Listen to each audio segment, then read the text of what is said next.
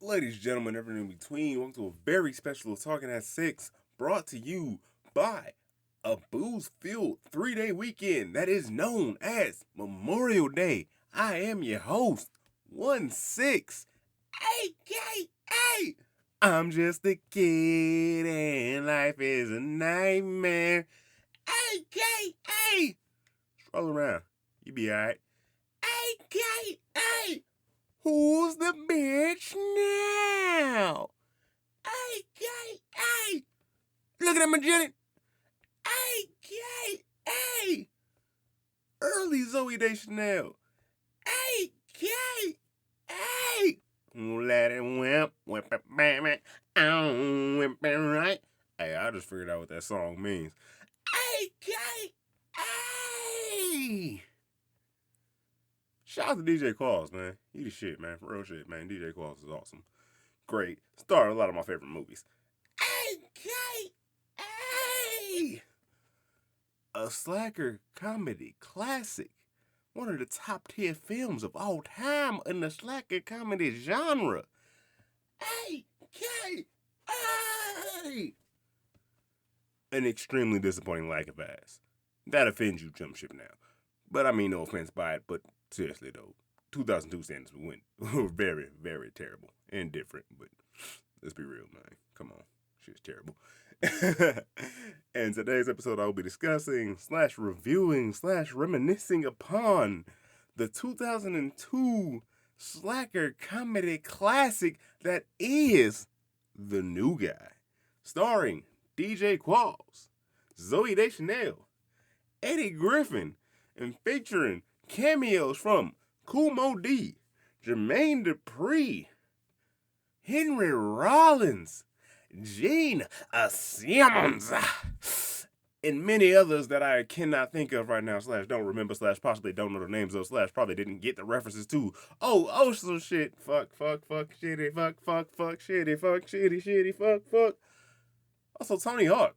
That was supposed to be an intro, but I forgot to mention it, and I'm not going back because I don't feel like re-recording it, because I did not, for those of you that aren't aware, just shout out, just a little peek behind the curtain for everyone enjoying this right now.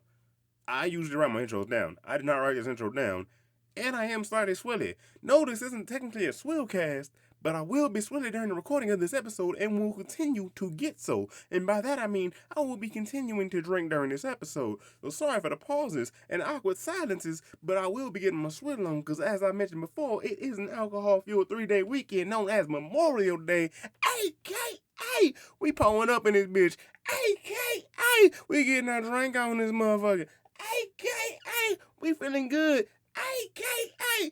we ain't going to work on Monday. Yeah. But yeah, I figured I'd break you off with something special by reviewing one of my favorite movies of all time, honestly.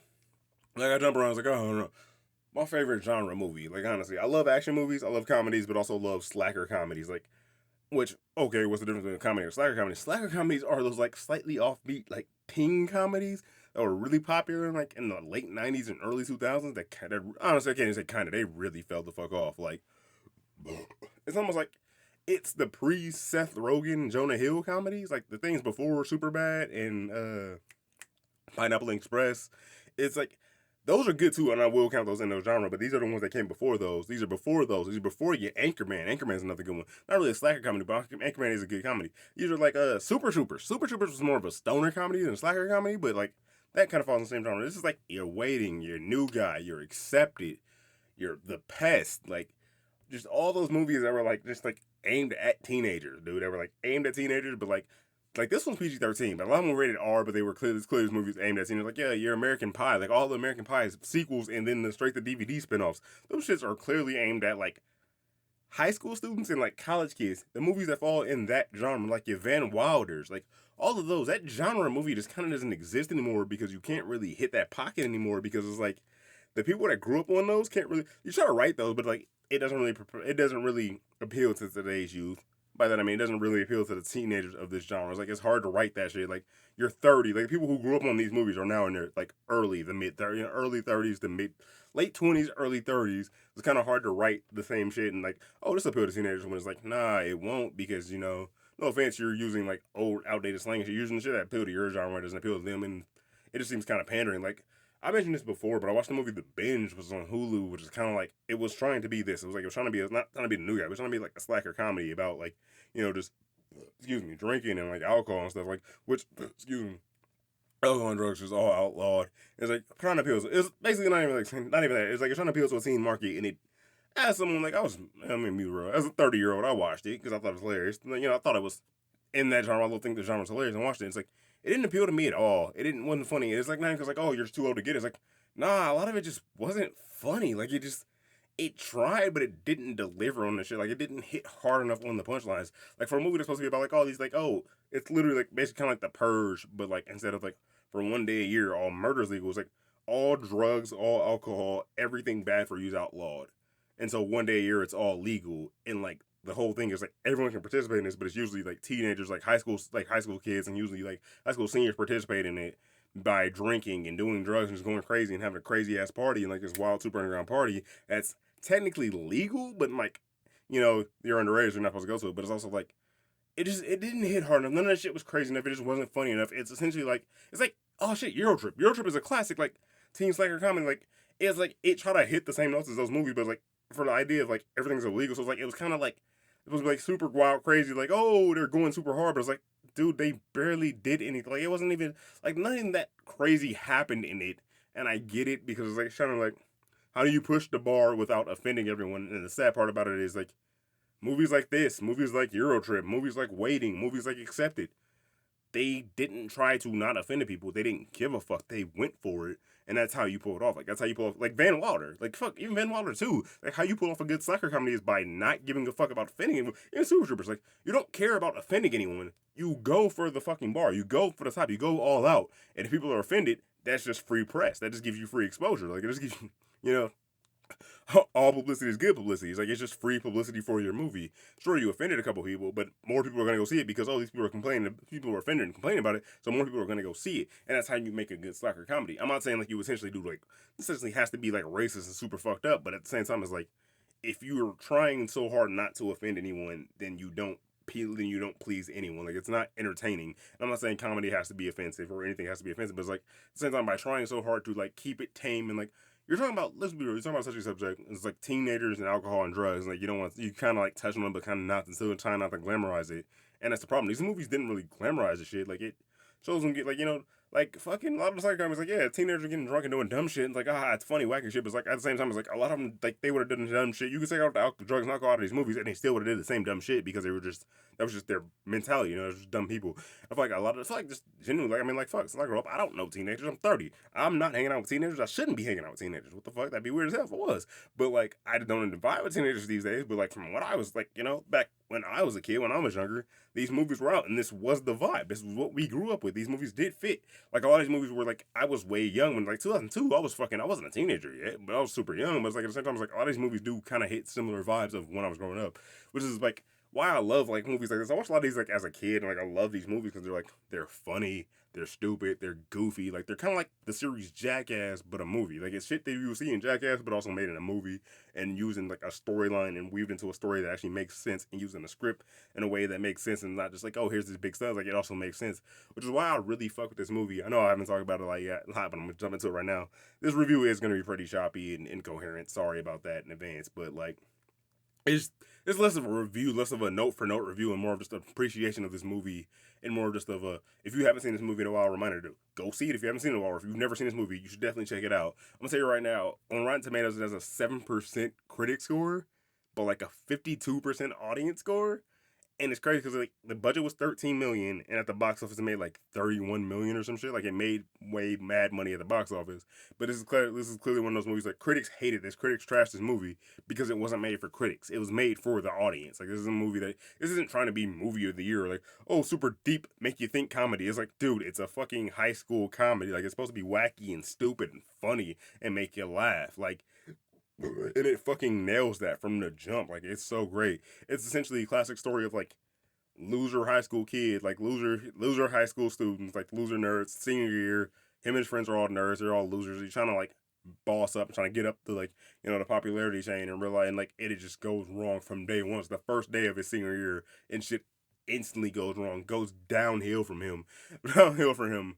Like it's so it's so fucked up. Essentially, like TMI warning / graphic warning. Dude gets his fucking boner snapped by like the librarian. Like she thinks she's like hiding something in his pants. So she grabs it and like tries to roll away on his roller, like in his chair. She's a little chair, well, not a wheelchair, but like a little desk chair. And she rolls away and like she goes to turn and it fucking snaps.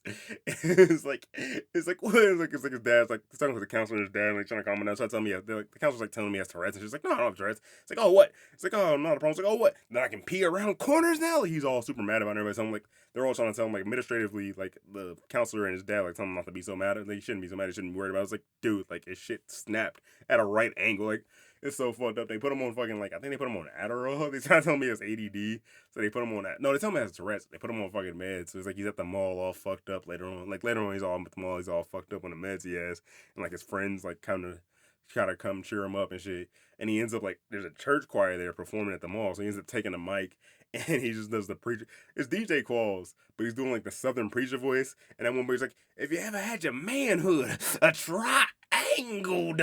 It's so fucking hilarious, dude. It's so great. It's such a dope vibe. And fucking like it's a church choir there. It's like black church choir. And the choir leader is fucking Gene Simmons from fucking Kiss, dude. It's so goddamn funny. But it's such a great moment. And like he just snatches the mic and just, like, starts preaching in front of the choir, starts preaching to people. This whole movie is set in Texas, like small town Texas, like rural town Texas. And like he's just preaching to the choir and it just goes face and black and just cuts to him waking up in jail. Like it goes from him like preaching in front of a choir in the mall to him in jail, which ultimately makes no fucking sense. Like, I'm gonna tell you right now, throw logic out the window because a lot of this movie makes no sense. You gotta ignore logic for a lot of it, but it's just enjoy the ride of the comedy. He wakes up in jail and like it's so funny. It's like why would a teenager go to like you wouldn't end up in a jail, like it's not even correction. He doesn't go to jail for this. He goes to an actual prison. Like they put him in prison for this. They don't put him in jail. He's not in a holding cell. He's in a literal fucking prison from this. Like there's no trial. There's no follow-up on this. He also goes back to visit the prison constantly. The fucking warden, the prison warden is Henry Rollins. Like his cellmate is Eddie Griffin, who's hilarious and this and great. And eventually like becomes his like life coach almost. Teaches him how to be cool. Teaches him how he's gonna start over and change his life and become a cool person and like start over at a new school and teach him how to start over new. Because Eddie Griffin did the same thing when he first went to prison. He was like, basically he was a bitch. He says it. He was a bitch at his old prison. Then he got transferred to the new prison and he like changed his whole persona and became this completely new person. And everyone's scared of him now and he runs that shit.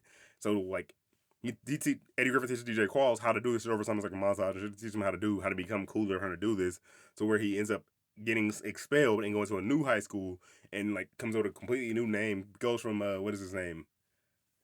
Dizzy Harris. He goes from Dizzy Harris to Gil Harrison or something like that. Or yeah, and he be like new persona. It'd be super cool when everybody loves him. Like super like comes off as super badass and shit. Like Eddie Griffin just teaches him how to do all this. And like it's so funny because like the movie shot like the way the movie is. It's like is Eddie Griffin being interviewed in prison, and he's like behind every hero, you know what they say? Behind every hero is a little short pissed off dude that don't get no credit. And it's so fucking funny. And spoiler alert, I'm gonna read this now, but the whole movie, like the whole time, like Eddie Griffin's being interviewed, and just like shot from him being interviewed from prison. It turns out the whole time it's fucking David Hasselhoff interviewing him and like talking to him and while talking to Eddie Griffin in prison, Eddie Griffin's character while he's in prison, and like getting advice, like trying to get advice from him on how to like get back his shit back there, how to get his cool back. You know what I mean?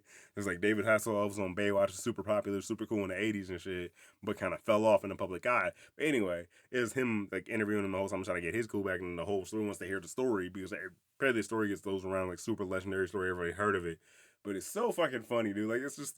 There's a lot of fucking classic moments in it. It's like he goes to his new school. It's the classic new high school. It's super shithole high school where like everyone's just a dick. The fucking teachers are scared. They're all running. Like it's the whole super sketchy high school thing. But like he's just a badass who just like doesn't look at explosions.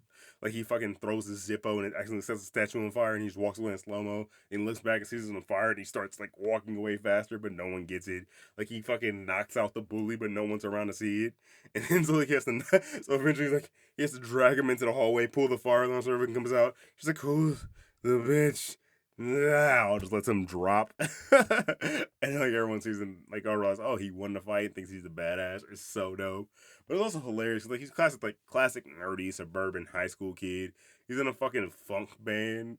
Like all these other white kids. The only black actually correction, there's not a bunch of white kids.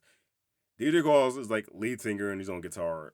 Zoe Deschanel's on bass. There's an Asian guy on keyboards, and the one black guy in the band is the drummer. And it's so fucking funny. But like they cover all these like classic funk songs, and it's just like it's so funny. Like it's classic. It's like suburban high school kid shit. Of like, oh, you're super into this like niche genre of music that isn't popular anymore, but you're super into it and you're riding super hard for it.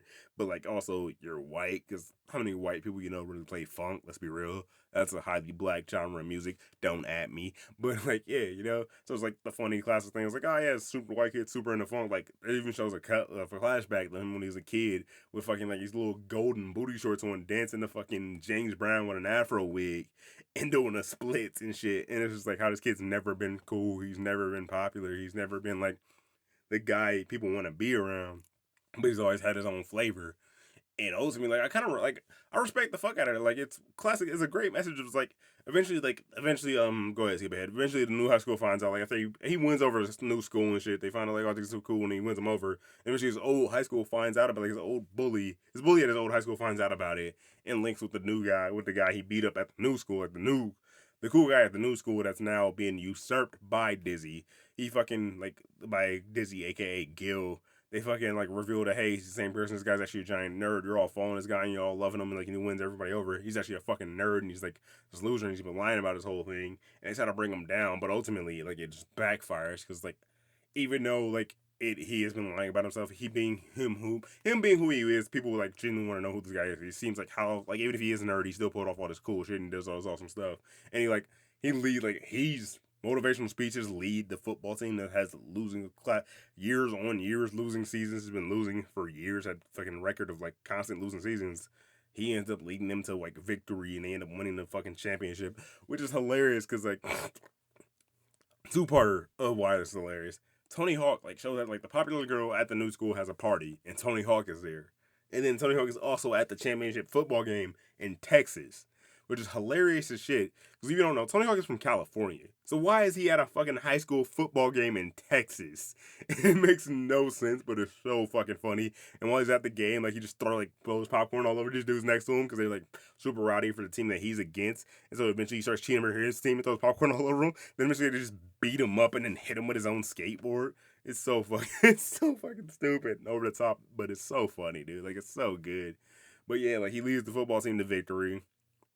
And then they end up facing in the championship game. His new high school faces his old high school, and his old bully, like his bully from his old high school, was the quarterback of the football team. So when he loses, after they lose, he actually recognizes Gil as Dizzy, and then like he teams up with his new bully, with the new guy with the new bully who was supposed from the bully from the new school, who's supposed to be the bully, but it's like being completely overshadowed because everybody loves Gil more. So they end up teaming up together and exposing them at the end at the fucking prom at the not I don't know if it's prom but like the high school dance that Gil's band got booked to play.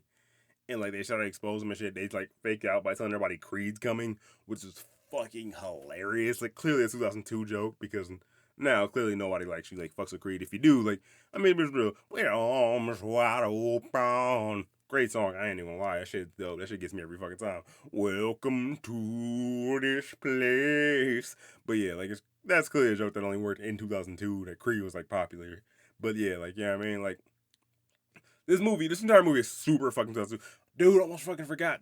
Vanilla Ice makes a cameo in it. He works at a record store. He's like a salesman now at a CD store, but he used to be a bouncer. And they like the fucking manager has to keep constantly calming him down and stop him from beating people up because he used to be a bouncer. He's like, dude, you're not a bouncer anymore. You gotta relax. But he's just super aggro Vanilla Ice. Just constantly wants to beat people up. It's so fucking funny. It's such a great like moment. Such a great movie.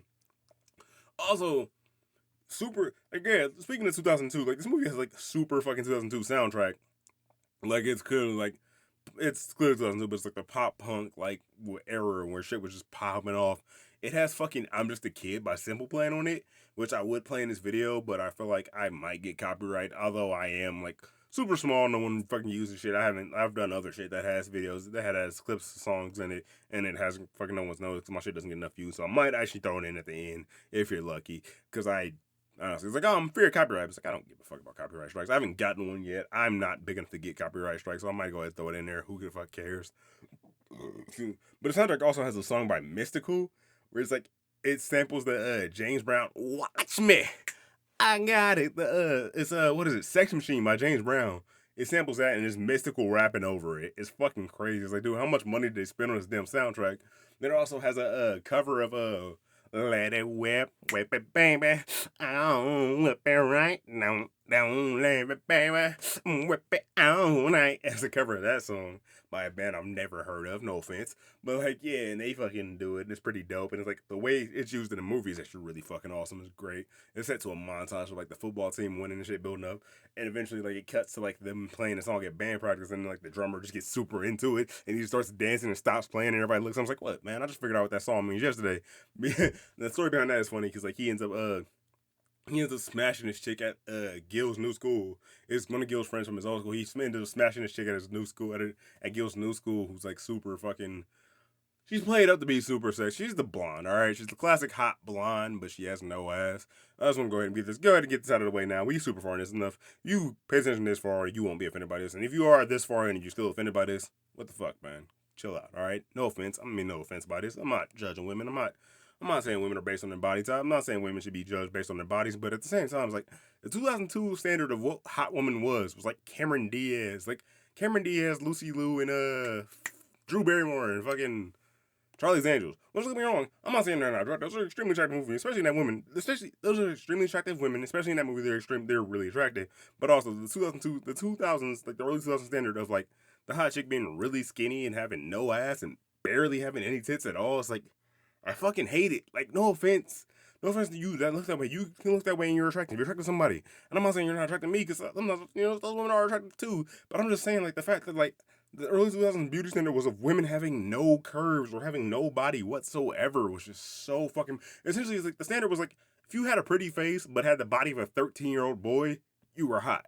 And it's like, no offense, like I don't mean any offense to women that look like that and like, you should feel beautiful in your own skin. I'm just saying like the fact that was like hammered down to like that was the only thing that was attractive. The only way to be attractive was the only way you could look attractive to anyone, to any man ever. It was like that was the standard. Like that shit is sad, bro. Like no offense, but like god damn, that shit was so fucking sad. Like not saying like Elijah Dushku, who's like she's the love interest in this movie. Not saying she's like not pretty, like but at the same time it's just like god damn, them hammering home was like oh she's so insanely hot. And it's like I'm gonna be honest with you, like she has a pretty face. Other than that, like it does nothing for me. And I know, like, I'm not saying every woman has to appeal to me. I'm not saying that. That's a fucked up way of thinking. I'm just saying, like, I get it. It's funny, but it's also like I get her as love interest. She works as love interest. She is like attractive in this movie, but also the fact of like the hammering home, like, oh, this is the most insanely hot woman ever. It's like, no, but also I get it. Everybody has different, everyone's attracted to something different. Everyone has different standards. Everyone has like you like what you like, and I'm not saying she's unattractive. I'm not saying she's not attractive. I'm just saying, like, man, looking back at it, 2002 was a different world. It was a different standard. In 2022, we accept curves more. We're more appreciative of curves. We almost like, I guess what I'm saying is like almost by 2002 standards, like she would be shamed. She would be shunned as being unattractive. Like not saying she would be unattractive, but like she would almost be like, man, yeah, whatever. She'd be mad compared to today's standards, which I know is which is a fucked up thing to say, and I'm not saying that's also, I'm not saying that's cool, but also like we're more in a world where we're more accepting of like things and of people and their body types and different shapes, and everyone is beautiful. Like I'm just saying, like, wow, looking back at 2002 standards, it's like, damn, that's crazy as hell. But like also Zooey Deschanel's in this movie, and she's funny, like she's like I don't want to say hipster because it's pretty like hipster, what we think of as hipster culture, but like she didn't shave her armpits until like the end of the movie when she shaves her armpits. Like, and dude's like, oh, dude, she's into. It's like, oh, yeah, much better now. Like she shaved and she was super like, she was like prototype feminist. And not to say like, oh, feminists didn't exist before, blah, blah. Feminists didn't exist by then. No, feminists existed, but it's like, it's what would be considered a prototype feminist at this point. Her character would be considered a proto-feminist / hippie. Like, she didn't shave her armpits. She didn't comply. She was like actively rebelling against what was like the common beauty standards at the time. Man, I'm really fucking off topic for a comedy movie. This is really downer, this is a really downer political shit. But what I'm getting at is, this movie is fucking hilarious, dude. The soundtrack is great. It's awesome. It's like, definitely, if you like pop punk shit, it's definitely up your alley. If you like the pop punk, the soundtrack will definitely be up your alley. If you just like the 2002 vibes in general, this movie is up your alley. Even if you just like comedy and you just want to laugh at something stupid, you should definitely check out this movie. I highly recommend it. Excuse me, it'd be a great addition to your Memorial Day weekend. A great way to say, say you had a couple drinks. Even if you don't drink, maybe you just blazed up a little bit. Got a little bit going, got a little bit of that going. You know what I mean? Shit. Got a little bit of buzz going. Got a little blaze. You know what I mean? A little shit, boy. You got a little woo. You know what I mean? You just get your vibe going. You're just having a good time. You got some folks over. You got a couple close friends over. You got some family over. Just having a general good time. You should definitely check out this movie. Go ahead, throw this movie on. Have a good time. Have a couple of laughs. Reminisce. Or maybe show some people who haven't seen it before. Enjoy it for the first time. You could have a great time to this movie, and I highly recommend it. And I really want to thank you all for checking out this episode. And thank you for continuing to rock with me. And if you haven't already, please like, comment, subscribe to the podcast, to the channel. Let me know what you think about this episode. Let me know what you think should be the next episode. What you want to see in a future episode about. What you want to see in the future of this podcast. But also, and as always, leave me with this. I might not be the greatest. I might not be shit. But I will always talk that sex.